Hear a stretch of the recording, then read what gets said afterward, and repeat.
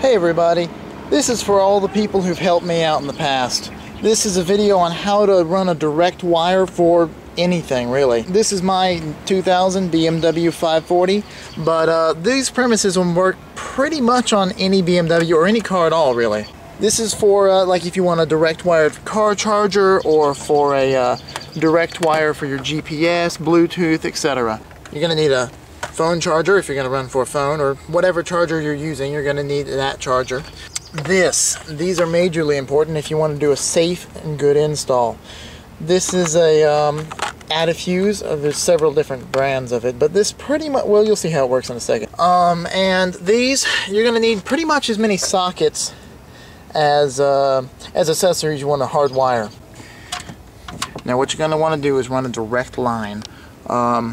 It's the easiest way, I think, most power efficient, keeps you from shorting anything else out. I went to the liberty of already running this wire, but essentially this wire runs under this mat behind my woofers through the back seat.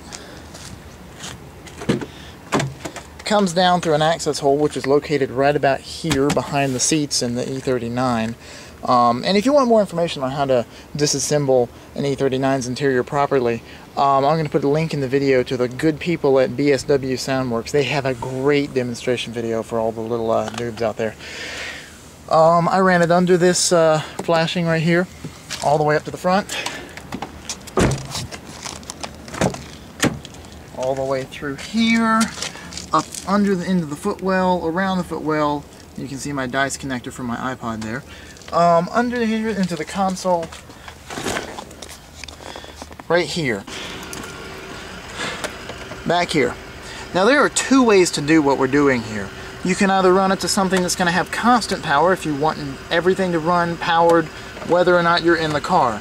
Not recommended for a radar detector, but for a phone charger, might want to do that.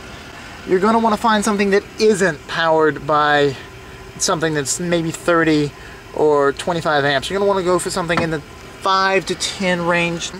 Check this list here. On the BMWs anyway, they're listed all right here, very conveniently, and then just coordinate over to this side to see which ones actually have plugs in them. See, some of them actually have plugs, whereas others like this one here don't. They're not active for optional reasons. And you're going to say, how is this going to work? And how am I going to keep my fuses? And a fuse you're going to want to choose. I'm choosing this one. It's a 10 amp. Should be enough power to give me generous power, but not so much it'll overwhelm any of the electronics I'm running. And this is fuse, what's that, 57? 57 runs to the telephone. Don't know about you guys, but I've never used the telephone in my car, mostly because it does not have one. Also, it's 2011 as of the date of this video, and they are no longer useful. So you're just gonna pull this good buddy right out of there and come back over here to your little make-a-fuse. Now, if you've noticed, it's got two slots, and those two slots can be used for the OEM fuse, just in case you blow that circuit on the telephone that you don't have, and one of the fuses it came with. Also 10 amps. It comes with a variety, as you can see here, in case you decide to use something else. And you plug those two in. I'll do that when I have more than one hand.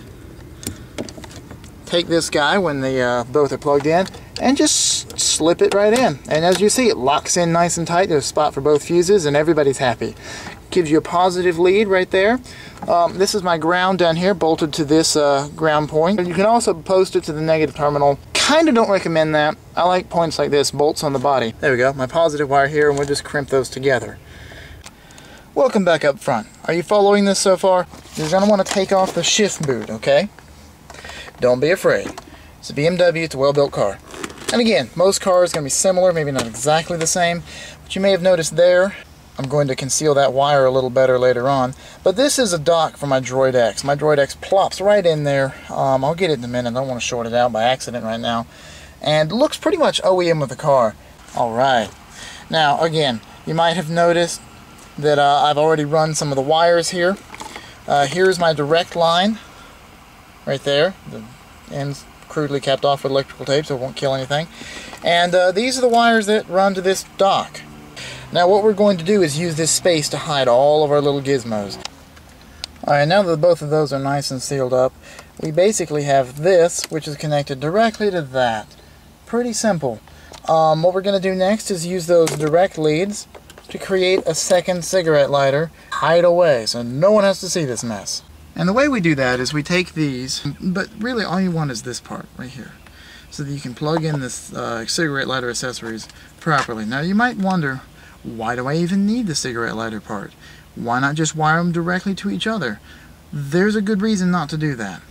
Most electronics, small electronics, function anywhere between 3.5 volts to 5 volts. Your car runs on 12. It's important to have something to regulate the voltage between your device and your car. For example, my Droid X runs at 3.7 volts. If I were to plug it in directly, like one of my idiot friends did, it will fry it instantly. So it's important to have some kind of voltage regulation to keep this between your car and your device. So we're going to take this thing and basically disassemble it. See which wire runs to what. This is the anatomy of a car charger. This part in the center with a spring that goes to the tip of the charger, this is going to be your positive lead. This clip that goes to the edges here is going to be your ground. So what we've done here is we've separated out which one leads to what. We're back when done with the wiring. As you can see, the positive and negative ends join respectively to where they should be, and both little cigarette cans are wired up, ready to go. And it's important, just in case, before you go and fry something that you shouldn't fry, to take a voltage meter. I've got mine right here. This one was made in 1841, but it still works just fine. And again, important to remember that on the inside of the can, the center nub down there at the bottom is going to be your positive connector, and the entire edge, the inside, that little metal part right there, is going to be your negative connector. Now let's plug it in and see if it works. Ah, there we go. See, green light. Green light means we're good. And here's a shot just before I close this sucker on up. You can see that none of the wires are exposed here. They're all sealed in up under this platform right here. Phone's still charging. But anyway, they're all sealed in behind this so that there's no way that they can get tangled up with the shifter. Alright, and there you have it. That is how you hardwire a phone into your BMW or really any other car. Especially with this app here. It looks nice and at home amongst all the interior lights. I hope this video was helpful to some of you out there. I wish one had been around when I was doing it for the first time, so maybe one of you guys can save a headache or two. Enjoy. If you like my channel, I'm going to try and do a little more of these videos in the future, as well as our other stupid stuff. Please subscribe. Thanks, everybody. Shout out to beamerforums.com.